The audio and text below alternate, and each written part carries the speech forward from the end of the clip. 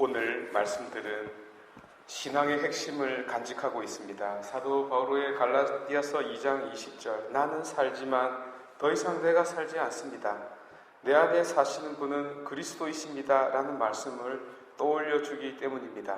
하여 오늘은 믿는 이들 안에 계신 다른 자, 곧 그리스도께서 살고 있는 그 원리에 대하여 함께 묵상해 보고자 합니다. 제베데오의 아들인 요한은 요한복음과 요한묵시록의 저자입니다. 그는 야고보, 베드로와 함께 예수님 가장 가까이 있었던 사도였습니다. 게다가 예수님으로부터 가장 많은 사랑을 받은 자로서 예수님의 사촌이 되겠습니다. 어머니 살로메가 마리아와 자매인 까닭입니다. 다른 곳에서 클로파스의 아내 마리아로 나오기도 하는데요. 동일 인물입니다. 요한 1서의 저자인지는 정확하게는 모르는데 이레네우스, 알렉산드리아의 클레멘스, 델툴리아노, 오리게네스 교부들이 사도 요한이 저자라고 했기 때문에 그런 줄 알고 있습니다.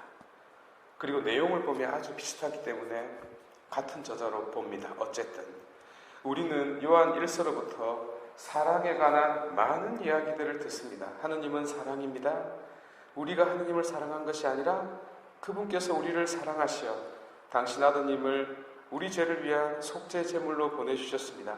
하느님께서 이렇게 우리를 사랑하셨으니 우리도 서로 사랑해야 합니다 등등.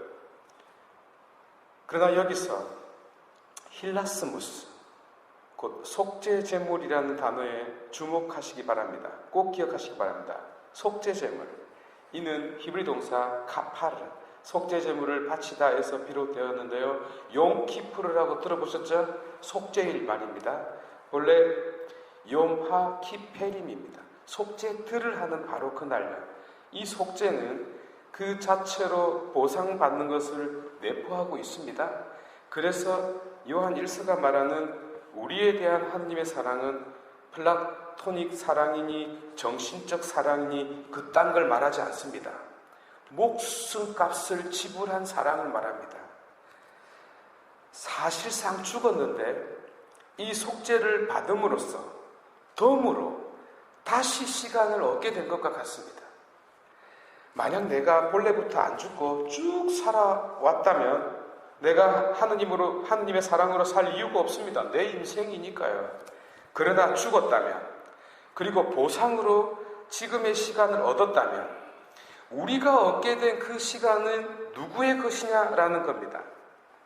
그거 내 거야 라고 생각하면 그대로 살면 되겠고요. 내 것이 아니라 하느님의 것이라고 동의한다면, 그렇다면 나에 대한 하느님의 사랑으로 다른 사람을 사랑하며 살아야 한다고 가르칩니다. 하느님의 지향으로 살라는 뜻에서 그 시간을 받은 것이니까요. 이것이 요한의 주장입니다. 때문에 그저 사랑하라고 강요하지 않습니다. 그건 힘듭니다. 거의 불가능합니다. 불가능한 것을 왜 하라고 하죠? 너나 해보세요. 요한이 설득하고 있는 바는 논리적입니다. 그는 여기서 그치지 않고 더 놀라운 근거를 제시해 줍니다. 영으로 죽었다가 그분의 속죄로 말미암아 다시 살게 된 우리 안에 하느님이 또한 하느님의 영이 머무르신다는 것입니다. 그렇게 하시려고 죄스러운 우리 안을 당신의 속죄로 깨끗하게 해주셨다는 것입니다. 바로 이 영으로 말미암아 내가 사는데 내가 살지 않고 그리스도께서 내 안에 삽니다 라고 고백했던 바오로의 말씀처럼 살 수 있다는 것입니다. 나라는 배를 항해하는 자가 나에게서부터 하느님에게로 그 핸들이 옮겨진 까닭입니다. 이로써 불가능한 사랑이 가능한 사랑으로 바뀝니다. 이제 묵상할 거리가 명확하게 추려지는 것 같네요. 내 인생의 주인이 누구입니까? 이해를 좀 더 깊이 하기 위하여 복음 말씀에 주목할 필요가 있겠습니다. 마르타는 예수님을 보자마자 마치 바람핀 남편 조사하듯이 따지기 시작합니다.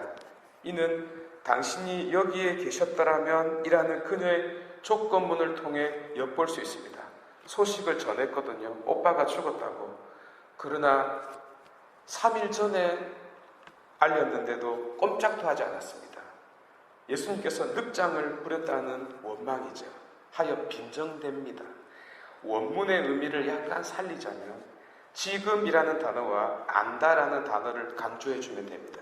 지금도 저는 하느님께서 당신에게 청하는 것은 무엇이나 들어주신다는 것을 알고 있습니다. 여기서 지금과 안다는 말을 정리해 보면요, 오빠가 현재 죽었는데 나는 하느님한테 오빠가 죽지 않기를 간절히 청했다. 나는 청하는 것은 무엇이든지 들어주는 하느님의 그 능력을 잘 알고 있다는 뜻으로서, 그런데 지금은 어떠하죠? 그 능력은 어디에 있죠? 라는 반문이 생략된 말입니다. 자기가 청한 것은 들어주지 않지만 다른 사람들이 청하는 것은 들어주는 그 하느님에 대한 조롱입니다. 하여 여기서 알고 있다는 것은 믿지 않는다는 말입니다. 아멘 하면 안 됩니다. 아멘. 마르타는 믿지 않았습니다. 그러자 예수님께서 내 오빠는 다시 살아날 것이다 라고 말씀하시네요. 마르타의 대답은 네네, 암요. 잘 알다 마다요. 저도 오빠가 다시 살아나리라는 것쯤은 잘 알고 있구만요. 이라는 빈정됨의 다름이 아니었습니다. 예수님은 아랑곳하지 않고 나는 부활이요 생명이다. 나를 믿는 사람은 죽더라도 살고 또 살아서 나를 믿는 모든 사람은 영원히 죽지 않을 것이다. 너는 이것을 믿느냐? 라는 기독교 신앙 최고의 신비를 말씀하셨습니다. 가슴 속 눈물이 멈추지 않고 있는 순간에 슬픔을 위로하지는 못할 망정 저 꿈나라 이야기를 해대고 있으니 마르타는 드디어 폭발하고 맙니다. 너는 이것을 믿느냐라고 묻는데 그녀는 다른 대답을 하죠. 마르타는 보통이 아닙니다. 지금 마르타는 화를 내지 않고 화를 내고 있거든요. 그 대답은 형식적으로는 아주 훌륭한 대답이었습니다. 예, 주님, 저는 주님께서 이 세상에 오시기로 되어 있는 메시아이시며 하느님의 아드님이심을 믿습니다. 이 말이 무슨 뜻일까요? 너 하느님 아들 맞네요. 용가리 통변해요. 어쩌라고요? 라는 비꼬움입니다. 그래서 다음 말은 없지만 흥! 이라는 그 콧방귀가 생략되었네요. 저의 이 시나리오 솜씨가 어떠합니까? 복음이 마치 도다리가 팔딱팔딱 뛰는 것처럼 생생하지 않습니까? 아멘. 그러나 이 딱한 마르타 덕분에 우리는 그리스도로부터 중요한 말씀을 듣게 되었습니다. 죽더라도 살고 살면서 믿는 이는 죽지 않는다라는 말씀이 도대체 어떤 무게를 지니고 있을까요? 키에르케고르가 설명해 줍니다.